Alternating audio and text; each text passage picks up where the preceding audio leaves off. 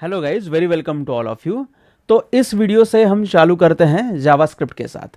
अभी जावास्क्रिप्ट के इस पूरे कोर्स का जो एंड टारगेट या फिर जो एंड गोल है वो मैंने ऐसे रखा है कि by the end of this course, by the end of this entire playlist आप एक अच्छे डेवलपर बन सकोगे और जावास्क्रिप्ट का इस्तेमाल करके आप एक अच्छा फ्रंट एंड एप्लीकेशन बनाने के काबिल बन सकोगे।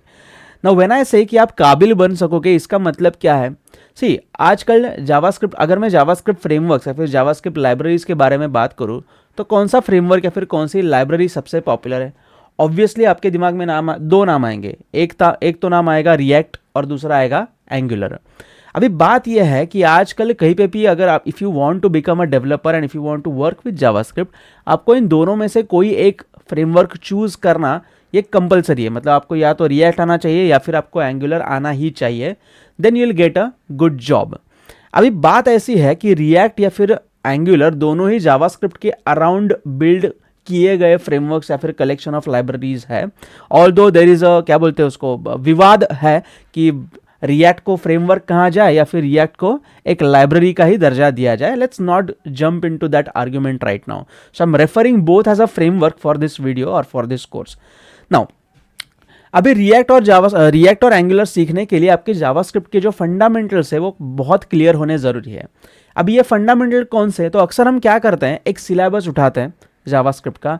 उस सिलेबस के अंदर सबसे पहले वेरिएबल डिक्लेरेशन के रूल्स या फिर कीवर्ड्स यहाँ से चालू करके एक एक चीज़ हम सीखते जाते हैं, या फिर डायरेक्टली हम ES6 फीचर्स सीखते हैं। आजकल वो एक काफ़ी ट्रेंडी और काफ़ी पॉपुलर टॉपिक है कि ES6 फीचर्स सीखो। Definitely that topic is important from the perspective of Angular और from the perspective of a React JS और React Native developer.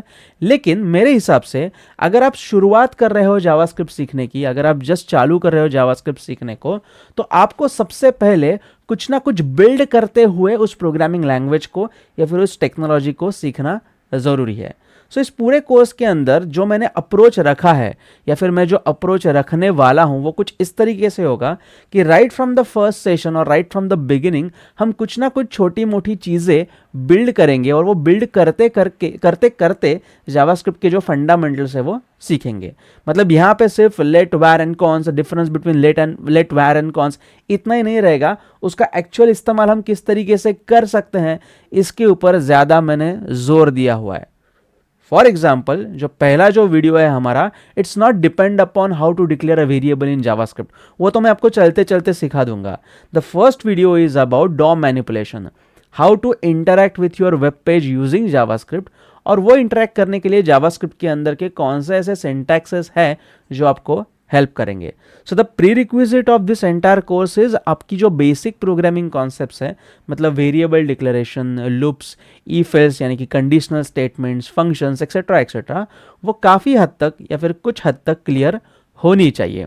So without wasting any further time, let's get started with JavaScript course.